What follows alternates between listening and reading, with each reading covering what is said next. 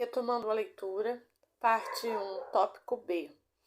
Em 1899, Freud estava às voltas com os fundamentos da clínica e da teoria psicanalítica. Não era suficiente postular as existências do inconsciente, vez que muitos outros antes dele já haviam se referido a esse aspecto desconhecido e pouco frequentado do psiquismo humano. Tratava-se de explicar seu dinamismo e estabelecer as bases de uma clínica que tivesse o inconsciente como núcleo. Há o inconsciente, mas como ter acesso a ele? Foi nesse mesmo ano que Freud sinalizou aquele que é para muitos o texto mais importante da história da psicanálise, a interpretação dos sonhos. A edição, porém, trazia a data de 1900. Sua ambição e intenção ao alterar a data de publicação era a de que esse trabalho figurasse como um dos mais importantes do século XX. De fato, a interpretação dos sonhos é hoje um dos mais relevantes textos escritos no referido século, ao lado de A Ética Protestante e o Espírito do Capitalismo, de Max Weber. Tractatus, logo, filosóficos de Ludwig Wittgenstein e Origens do Totalitarismo, de Hannah Arendt. Nesse texto, Freud propõe uma teoria inovadora do aparelho psíquico, como os fundamentos da clínica psicanalítica, única capaz de revelar as funções, tramas e expressões do inconsciente, além da sintomologia e do sofrimento que corresponde a essas dinâmicas. A interpretação dos sonhos revela, portanto, uma investigação extrema e absolutamente inédita sobre o inconsciente. Tudo isso a partir da análise do estudo dos sonhos, a manifestação psíquica inconsciente por excelência. Porém, seria preciso aguardar um trabalho posterior para que fosse abordado o papel central da sexualidade na formação dos sintomas neuróticos. Foi um desdobramento necessário e natural para Freud, a publicação, em 1905, de 3 ensaios sobre a teoria da sexualidade. A apresentação plena das suas hipóteses fundamentais sobre o papel da sexualidade na gênese da neurose, já noticiadas nos estudos sobre a histeria, pôde, enfim, vir à luz. Todo o vigor do pensamento freudiano e livre das amarras de uma herança médica e da aliança com Brauer. A verdadeira descoberta de um método de trabalho capaz de expor o inconsciente, reconhecendo suas determinações e interferindo em seus efeitos, deu-se com o surgimento da clínica psicanalítica. Antes disso, a nascente psicologia experimental alemã, capitaneada por Euler Jung, esmerava-se em aprofundar exercícios de autoconhecimento e autorreflexão psicológicos denominados de introspeccionismo. A pergunta óbvia elaborada pela psicanálise era: como podia a autoinvestigação esclarecer algo sobre o psiquismo profundo, tendo sido o próprio psiquismo o que ocultou do sujeito suas dores e sofrimentos? Por isso, a clínica psicanalítica propõe-se como uma fala do sujeito endereçada à escuta de um outro, entre aspas, ou psicanalista. A partir de 1905, a clínica psicanalítica se consolidou rapidamente e se tornou conhecida em diversos países, despertando o interesse e a necessidade de traduzir os textos de Freud para outras línguas. Em 1910, a psicanálise já ultrapassara as fronteiras da Europa e começava a chegar a países distantes como Estados Unidos, Argentina e Brasil. Discípulos de outras partes do mundo se aproximavam da obra freudiana e do movimento psicanalítico. Desde muito cedo, Freud e alguns de seus seguidores Reconheceram que a teoria psicanalítica tinha o alcance capaz de iluminar dilemas de outras áreas do conhecimento, além daqueles observados na clínica. Um dos primeiros textos fundamentais nessa direção foi o Totem e Tabu. Algumas correspondências entre a vida psíquica dos selvagens e a dos neuróticos, de 1913.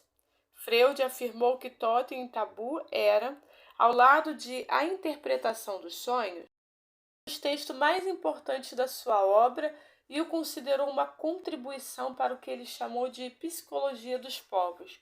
De fato, nos grandes textos sociais e políticos de Freud, há indicações explícitas de Totem e Tabu, como sendo ponto de partida e fundamento de suas teses. É o caso de Psicologia das Massas e Análise do Eu, de 1921.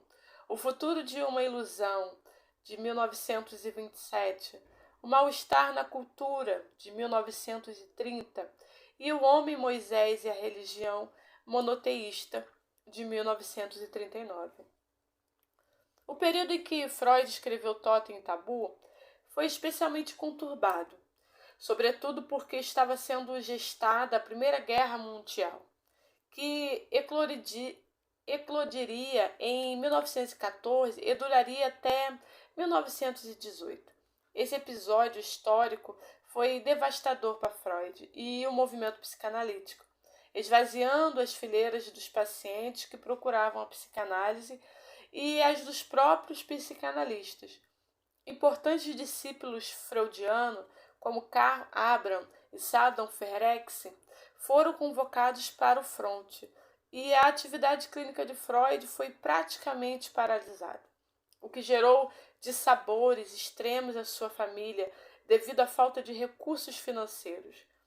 Foi nesse período que Freud escreveu alguns dos textos mais importantes do que se costuma chamar de a primeira fase da psicanálise, entre aspas, 1895 e 1914.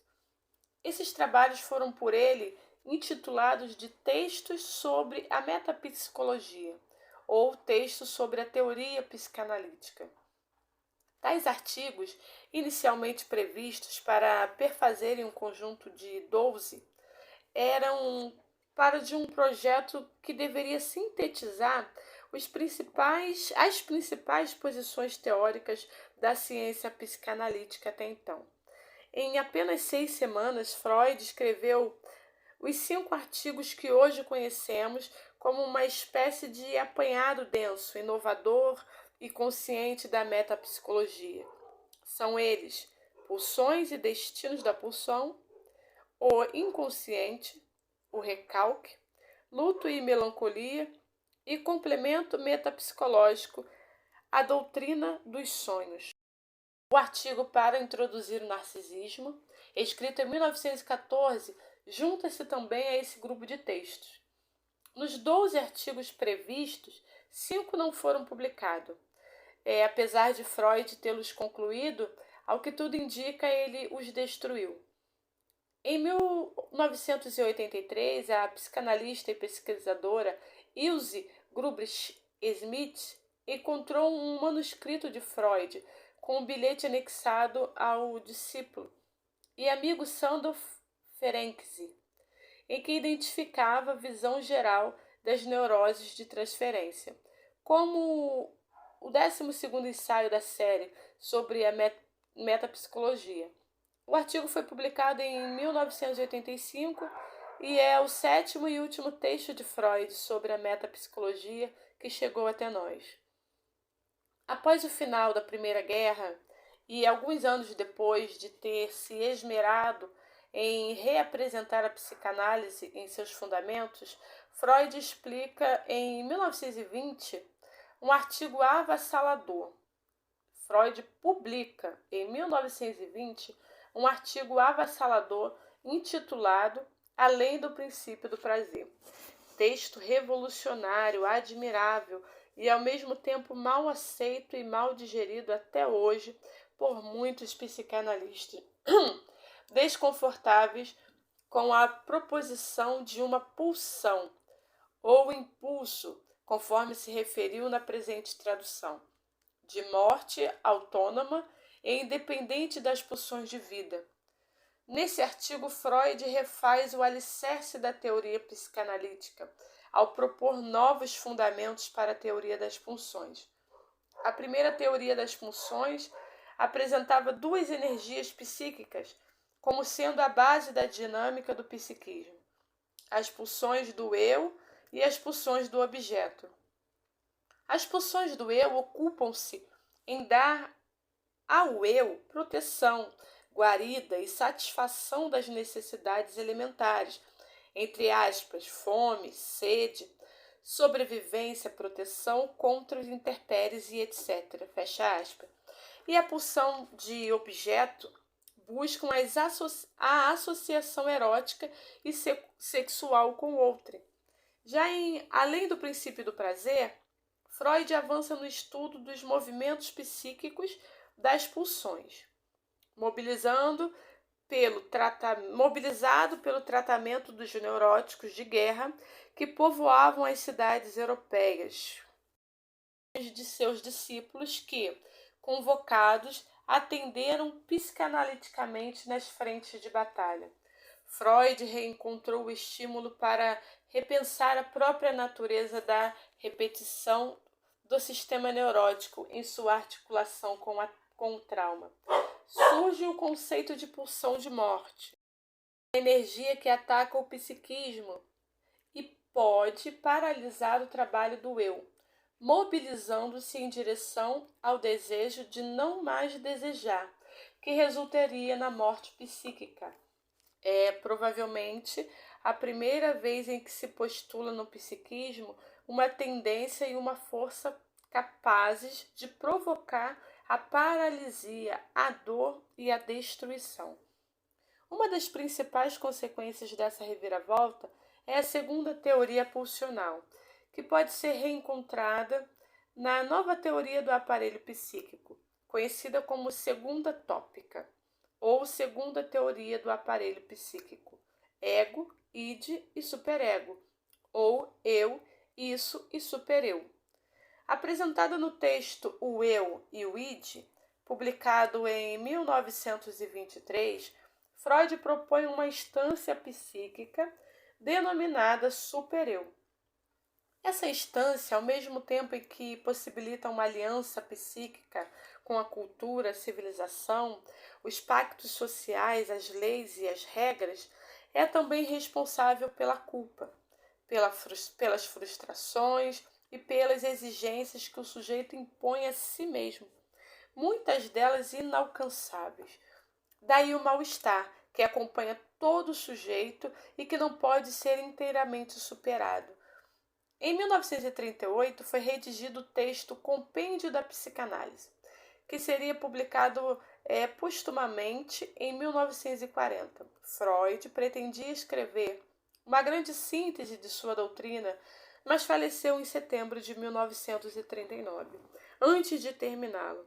O compêndio permanece, então, como uma espécie de inacabado testamento teórico freudiano, indicando a incompletude da própria teoria psicanalítica que, desde então, segue se modificando, se refazendo e se aprofundando.